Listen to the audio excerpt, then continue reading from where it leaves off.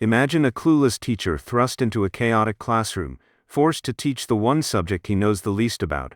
What happens when his awkwardness meets their rebelliousness? Let's dive into this wild and heartwarming journey. Today we're going to recapping the movie Sex Ed. Ed works at a bagel shop when a couple asks to use the bathroom, but he denies them, suspecting they'll misuse it.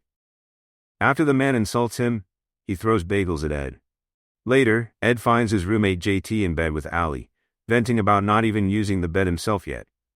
JT apologizes and introduces his new girlfriend. Ed reads another rejection letter for a teaching job, but JT encourages him to keep trying. Motivated, Ed confronts Mr. Washout, who offers him a position at an inner-city middle school. At home, Ed shares the news with JT, deciding to move closer to the job.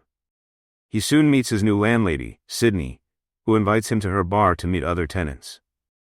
That night, Ed heads to the bar, complimenting the music and sharing that he played the oboe in high school jazz band.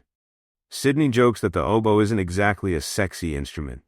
On his first day at the new job, Ed introduces himself as the after-school activities coordinator, only to find out he's actually in charge of detention. Leon tries to lighten the mood with a freestyle rap using Ed's name, but it turns crude, making the students laugh. Suddenly, Shelley returns from the bathroom, crying and fearing she has cancer because of her first period. Ed rushes to grab feminine products but realizes Shelley doesn't know how to use them. She can't contact her parents, so Ed asks Allie, a nurse, for help. After school, Ed meets Tito's older sister, Pilar, who flirts with him until her boyfriend Hector arrives. At the bar, Ed shares his frustration about his students' lack of knowledge about their bodies. Allie suggests he teach them about reproduction, while JT jokes about Ed's own experience. Ed's friend suggests he should sleep around before settling down, given how long it's been since he's been with a woman. The next day, Ed takes it upon himself to teach his students about reproduction, sending Leon to the principal's office for crude jokes. Leon's father, Reverend Hamilton, scolds him and washes his mouth with soap, but Ed intervenes, explaining that he's educating the students about puberty. Reverend Hamilton argues that such conversations should happen at home between parent and child, not with a teacher he doesn't know or trust. Later, Ed meets Trish on a blind date, but things get awkward when she starts crying, thinking men only date her for her reputation. Ed reassures her, but she misinterprets his kindness as a lack of interest, assuming he's gay. Afterward, Ed admits to Sydney that he didn't like Trish much, but lowered his standards because it had been a while since he'd been with anyone. The landlady tells Ed that not getting any action doesn't make him less of a man, and encourages him to stop moping about being broke and single. The next day, Ed teaches his class about STDs, emphasizing abstinence or using protection. When the students don't take him seriously, he shows graphic images of the diseases. He then demonstrates the proper use of prophylactics. After school, Tio asks Ed for advice about having sex with his girlfriend, Margarita. Ed advises him not to rush just to mimic what he sees online. Soon, Pilar arrives and invites Ed to dinner at their house, as their mother wants to meet him. At dinner, Ed meets Pilar's mother, Lupe, who asks for help with dinner. Hector arrives, and Pilar introduces him to Ed. While setting the table, Pilar mentions she's a DJ and invites Ed to her shows. After she goes to the kitchen, Hector offers Ed a shot of rum, and subtly suggests it's inappropriate for a teacher to have dinner at a student's house, implying he knows Ed is attracted to Pilar. After several drinks, Ed feels queasy and ends up vomiting on Lupe after eating a fisheye. Embarrassed, he runs out and heads to the bar. The landlady encourages Ed not to let one bad night stop him from pursuing his dream woman. The next day, Ed enlists JT and Allie to help teach students how to communicate respectfully with the opposite gender. Afterward, Ed realizes how little the students know about their bodies and relationships. Later, Pilar tells Ed she's taking a break from her possessive boyfriend, Hector, and agrees to meet him at the bar. The next day, Ed is called to Mr. Washout's office after Reverend Hamilton complains about his class. Washout says the district doesn't allow these topics and suggests Ed speak with the Reverend. That afternoon, Ed's class grows larger, but when he can't teach his usual lesson, the newcomers leave.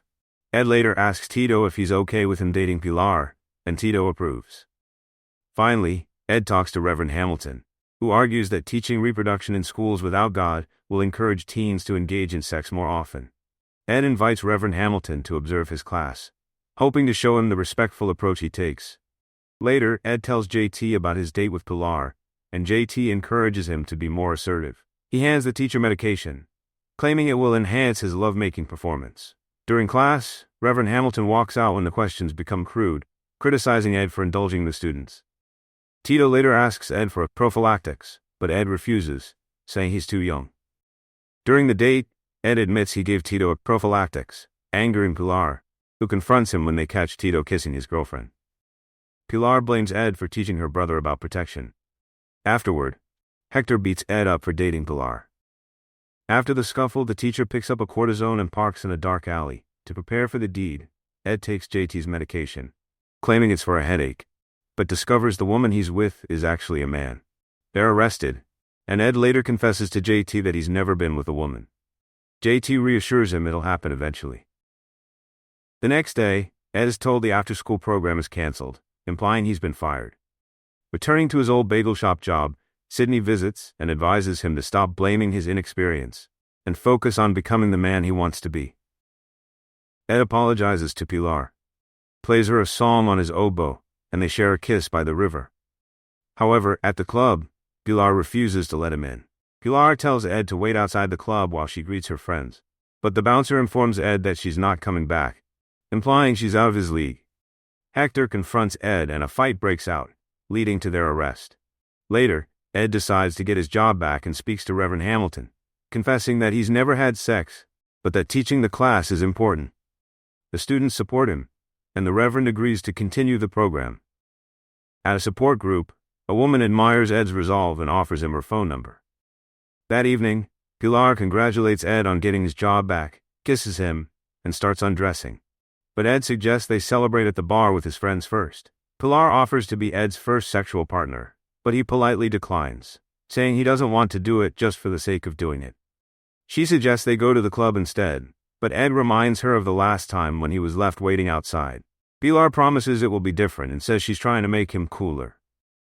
Ed begins to realize they might not be as compatible as he thought. She mocks him for wanting to stay chaste, but he's okay with that. Later at the bar, Ed reflects on still being a virgin. Sydney tells him he's a man now because he's taking control of his life. A year later, Ed has one of the most respected classes in school, gaining the admiration. From cringeworthy blunders to life-changing lessons, this teacher's story will leave you laughing, inspired, and wanting more. But did he truly win the battle against his insecurities? Only time will tell.